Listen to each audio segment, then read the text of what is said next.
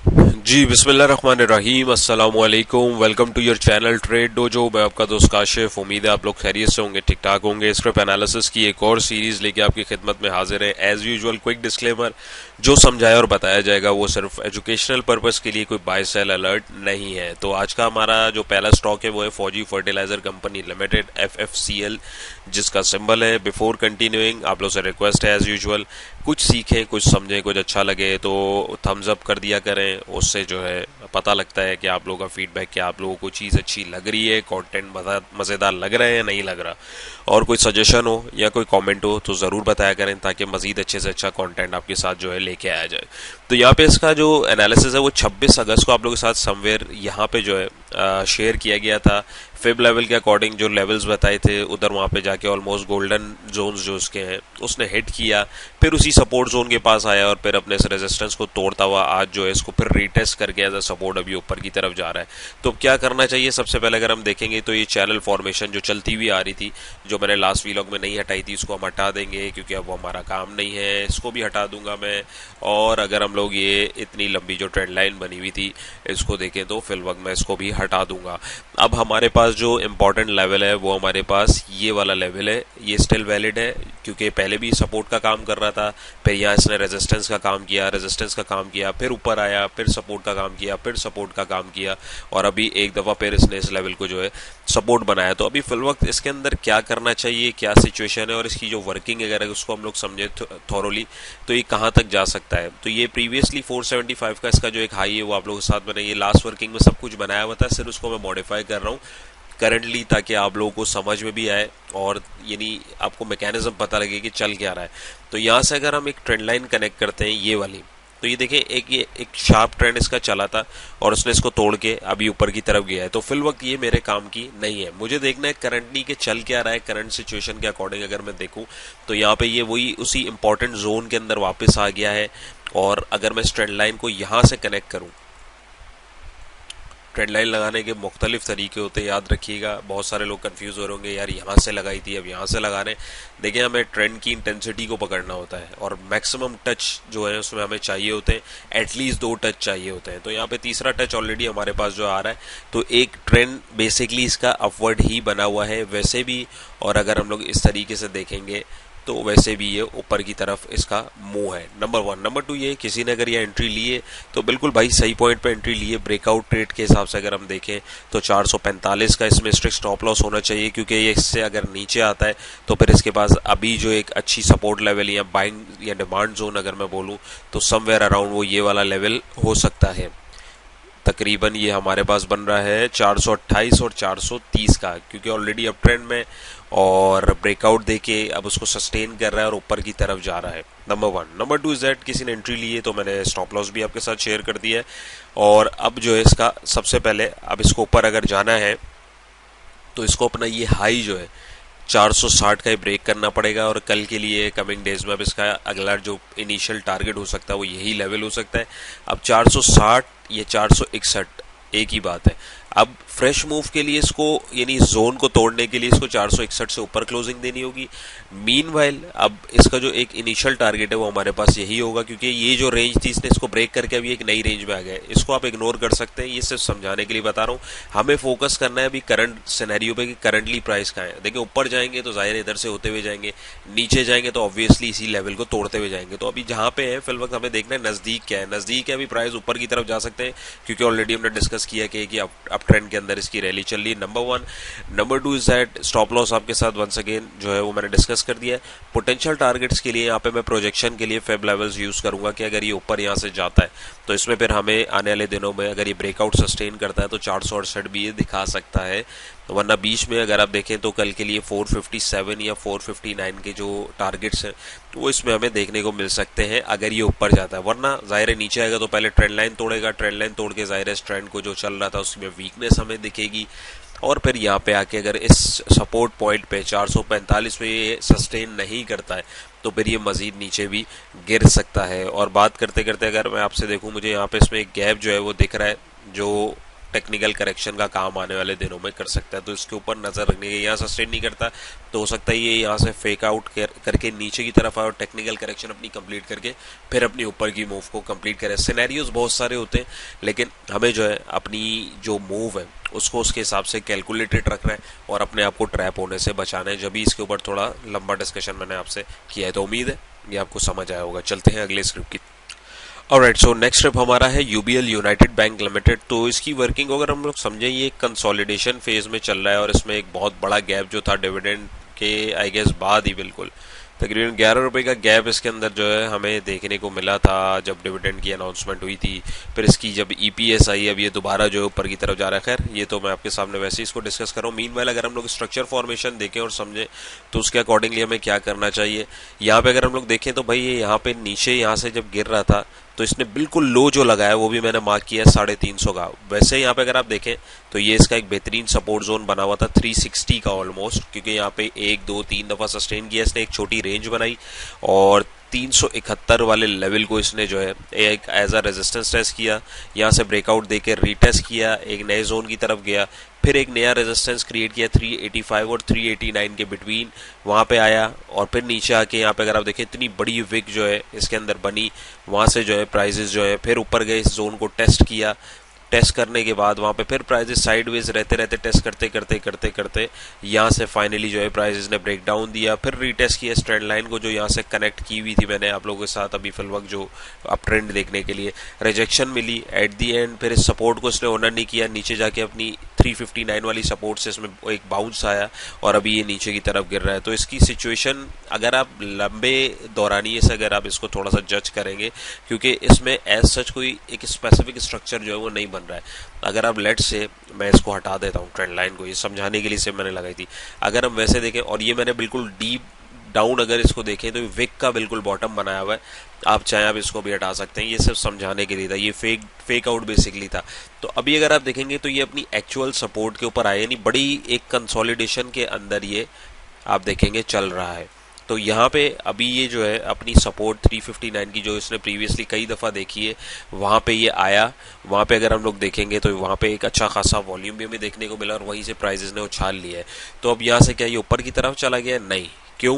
क्योंकि एक अगर हम मूव इसकी देखें और यहाँ से अगर मैं ट्रेंड लाइन प्लॉट करूँ तो ट्रेंड लाइन इसको रोक रही है। किसी ने अगर एंट्री ली हुई है तो यहाँ पे इस लेवल तक 360 रुपए तक 6 रुपए तक इसको स्ट्रिक्ट स्टॉप लॉस रखना चाहिए, जो इसका इनिशियल सपोर्ट लेवल अभी करीबी आ रहा है।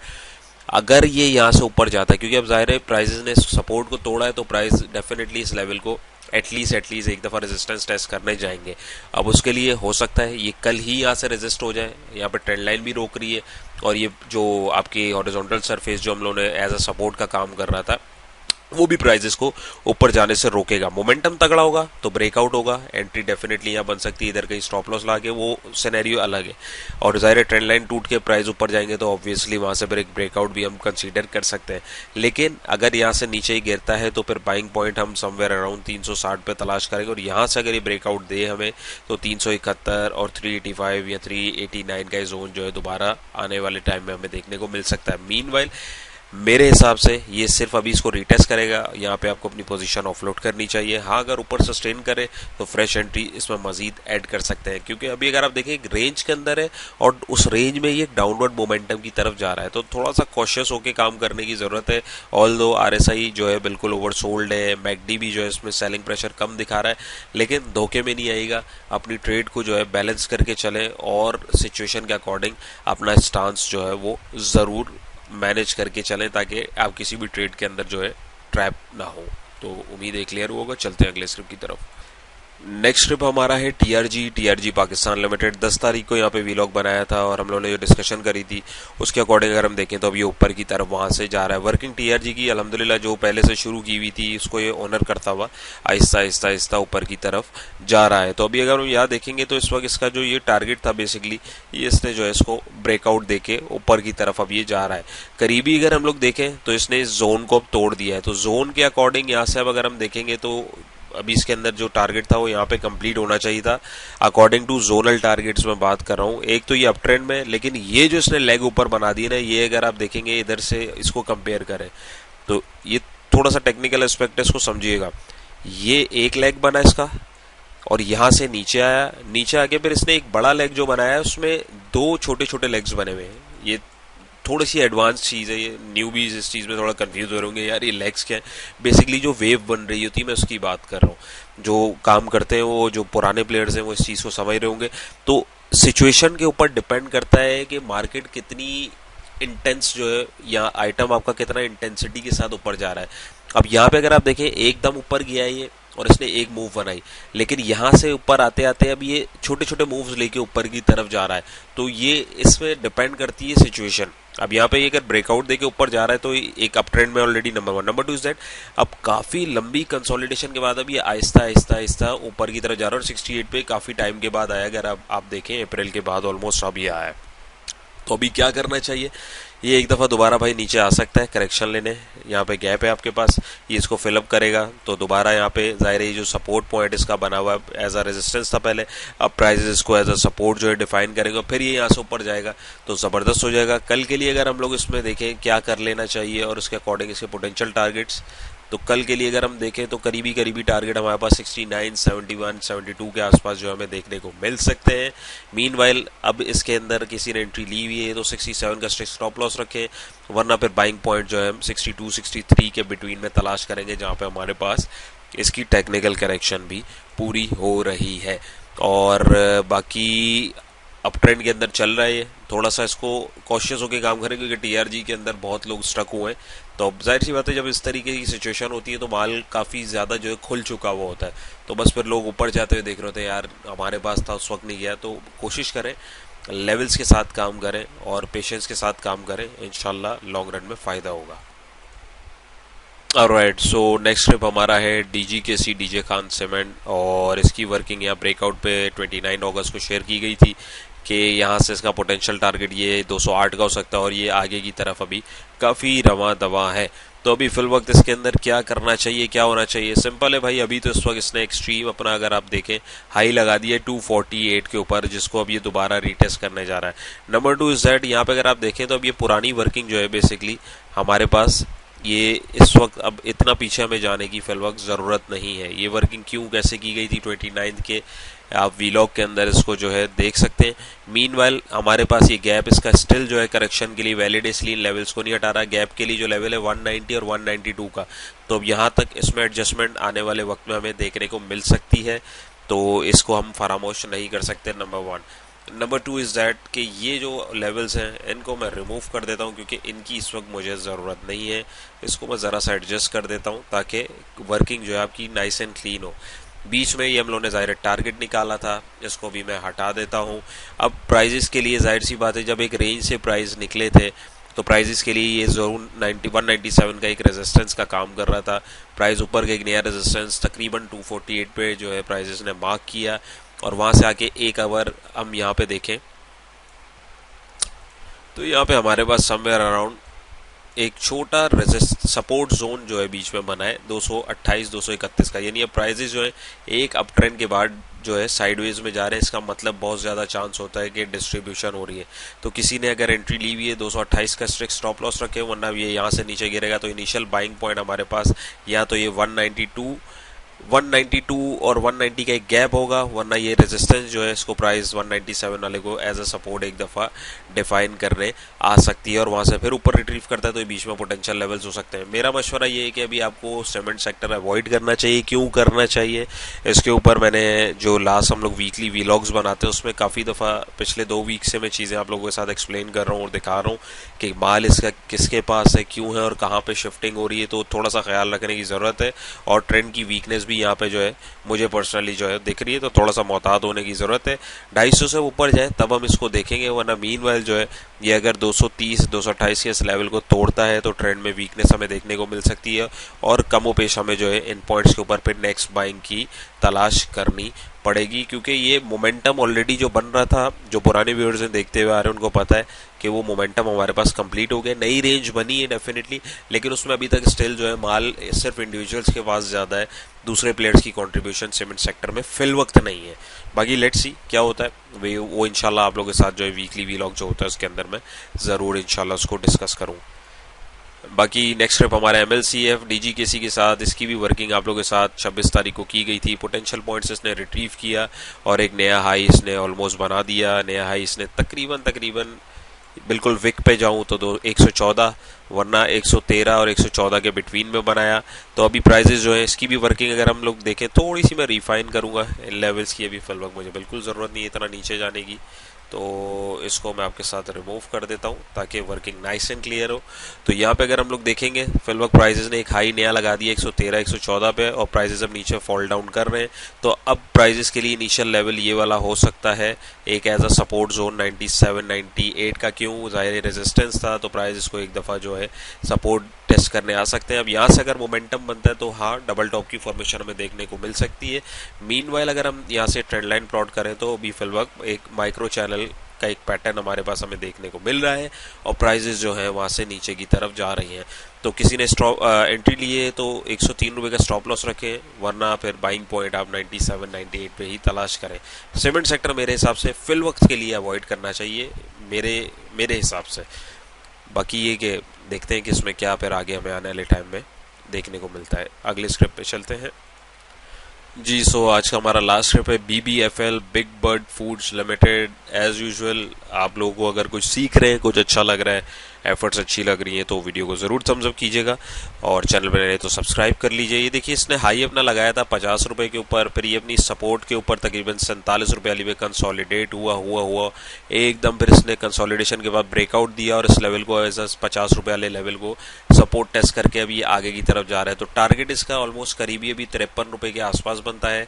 यहाँ पे प्रॉफिट टेकिंग करनी चाहिए क्योंकि ज़ाहिर है एक ब्रेकआउट देके एक नई रेंज अभी एस्टेब्लिश करेगा, फिर अब उसके अंदर इसको देखेंगे पर्सनली आगे ये कहाँ तक जा सकता है। मीनवाइल यहाँ प्रॉफिट टेकिंग ज़रूर करनी चाहिए और प्रॉफिट टेकिंग के बाद अगर लेट से दोबारा एंट्री लेनी है तो आप या तो इधर इसको 50 रुपीज़ पे दोबारा कैच करने की कोशिश करें, वरना फिर अभी अगर यहाँ से हाई ऊपर जाता है तो फिर कहाँ तक जा सकता है। ज़ाहिर एक नए स्ट्रक्चर की हमें जो है वेट करना पड़ेगा फॉर्मेशन का।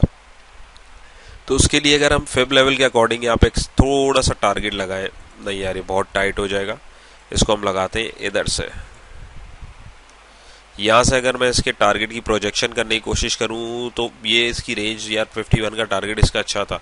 अब अगला जो टारगेट अगर ये 53 रुपये से ऊपर सस्टेन करता है, 53.25 से अपने हाई के आसपास जो इसका बेसिकली यहाँ तक एक मूव कंप्लीट होती है, अगर ये यहाँ से ऊपर सस्टेन करता है तो उसका अगला टारगेट 54.90 हो सकता है। वरना अगर ये यहाँ पे सस्टेन नहीं करता और यहाँ से बैकवर्ड ये आता है तो फिर हमें जो है यहाँ पे इसमें एक नया जो मोमेंटम है वो देखने के लिए मिल सकता है, यानी एक नई रेंज बेसिकली देखने को मिल सकती है। वहाँ पे फिर किसी किस्म की कंसोलिडेशन हमें देखने को मिले तो हम देखेंगे। ऑल दो यहाँ पे अगर आप देखेंगे तो प्राइजेस भी जो है ओवरबॉट रीजन पे चले गए हैं, मार्केट भी हमारे आपके सामने ऊपर है। तो कोशिश करें सेक्टर वाइज स्टॉक्स वाइज जो है देख सुन के काम करें। किसी एक स्टॉक को सिर्फ पकड़ने की जरूरत नहीं है कि यार बस इसमें बैठ गए तो इसी में बैठ गए। स्टॉक्स को जो है स्विच करते रहें, मार्केट के जो मोमेंटम है उसके साथ चलते रहें, इंशाल्लाह ताला लॉन्ग रन में फ़ायदा होगा। तो उम्मीद है आज की एफर्ट्स भी आप लोगों को अच्छी लगी होंगी, कुछ सीखा हो समझा हो तो ज़रूर थम्स अप कीजिएगा। अपना बहुत सारा ख्याल रखिएगा, दुआ में याद रखिएगा। इंशाल्लाह फिर एक नेक्स्ट वीडियो में मुलाकात होगी। अल्लाह हाफिज़।